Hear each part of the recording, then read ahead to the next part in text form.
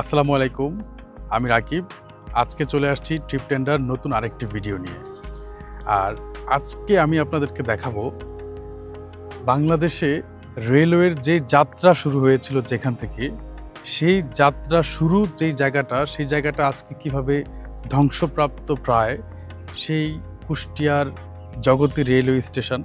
সেই Jagati railway station সম্পর্কে আপনাদেরকে বলবো কিছু কথা, আর দেখানোর চেষ্টা করব এখনকার রেলওয়ে স্টেশনের যেই ধ্বংসাত্মক অবস্থা সেটাও। চলুন শুরু করা যাক আজকের ভিডিও।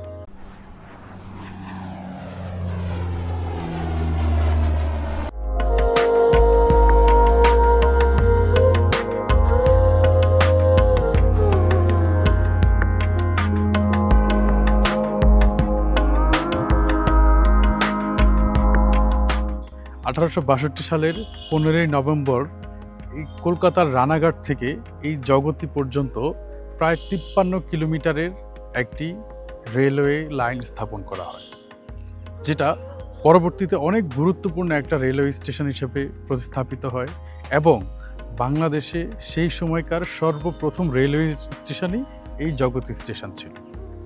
আর পরবর্তীতে ব্রিটিশ আমলে এই রেলওয়ে স্টেশনটি চিনি, তারপর বিভিন্ন পরিবহনের কাজে এই রেলওয়ে স্টেশনটি সবচেয়ে বেশি গুরুত্বপূর্ণ ভূমিকা পালন করে।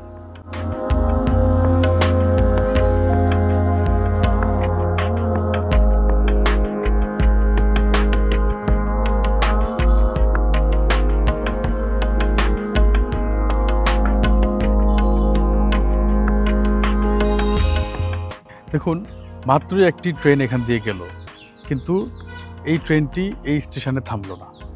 কেন থামলো না? কারণ এই স্টেশনটি আসলে স্টেশন হিসাবে আছে ঠিকই, কিন্তু এটা একটি পরিত্যক্ত স্টেশন। এখানে স্টেশনের কোনো কার্যক্রম এখন আর নেই। একটি ট্রেন গেল, ট্রেন রাস্তা আছে, রেল রাস্তা আছে, কিন্তু এই স্টেশনের কোনো কার্যক্রম এখন আর চালু নেই। এই স্টেশনটি একদমই পরিত্যক্ত অবস্থায় আছে। আমি আপনাদেরকে দেখাতে চাই। দেখুন, এই যে স্টেশনের ইটগুলো এখনো কতটা স্ট্রং, কিন্তু এই যে জানালা বা ভিতরের অবস্থা আপনারা দেখতে পারেন, বা এখানে দেখতে পারেন যে ছাগল একদম তার ময়লা করে দিছে।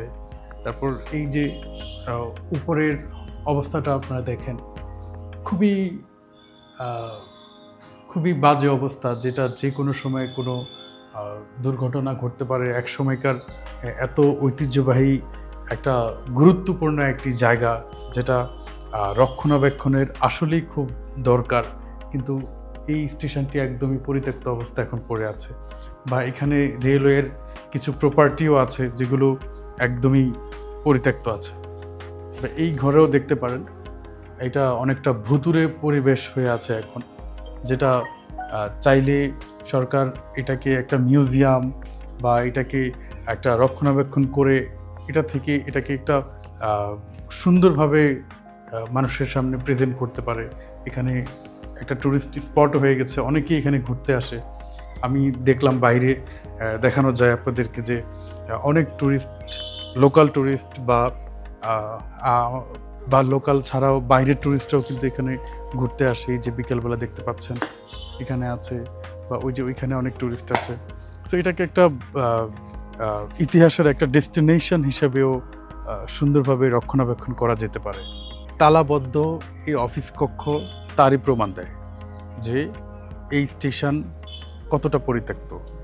তারপর এখানে দেখতে পারেন স্টেশন মাস্টারের যেই রুমটি, এই রুমটিও তালাবদ্ধ।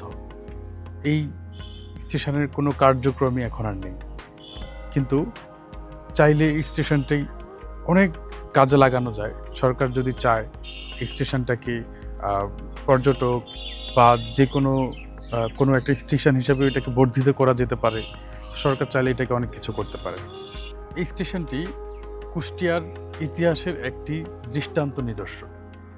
এই স্টেশনটি কুষ্টিয়ার অন্যান্য যে ইতিহাসের নিদর্শনগুলো আছে, যেমন রবীন্দ্রনাথ, তারপর লালন, হার্ডিং ব্রিজ, এই ইতিহাসগুলোর সাথে খুব খুব ভালোভাবে কানেক্টেড। কারণ প্রতিটি ইতিহাস একই জেলায়, একই জেলার সাথে এই যে এখান দিয়ে ট্রেন চলাচল করতো, হার্ডিং ব্রিজ হয়ে যেত, এই যে ইতিহাসগুলো জালের মতো। অন্যান্য যেই ইতিহাস সংরক্ষণের ব্যবস্থা যেভাবে করা হয়েছে, তো এটাকেও সেভাবে সংরক্ষণের ব্যবস্থা করা যেতে পারে। এই স্টেশনটি একসময় মানুষের জীবনের সাথে পথ চলত। আমরা চাইলে এখনও তার সেই পুরনো জৌলুস ফিরিয়ে আনতে পারি, আর আমরা সেই অপেক্ষায় আছি। ভিডিওটি ভালো লাগলে লাইক দিয়ে সাথে থাকবেন, অবশ্যই সাবস্ক্রাইব করতে ভুলবেন না। দেখা হবে আরেকটা ভিডিওতে। ভালো থাকবেন সবাই।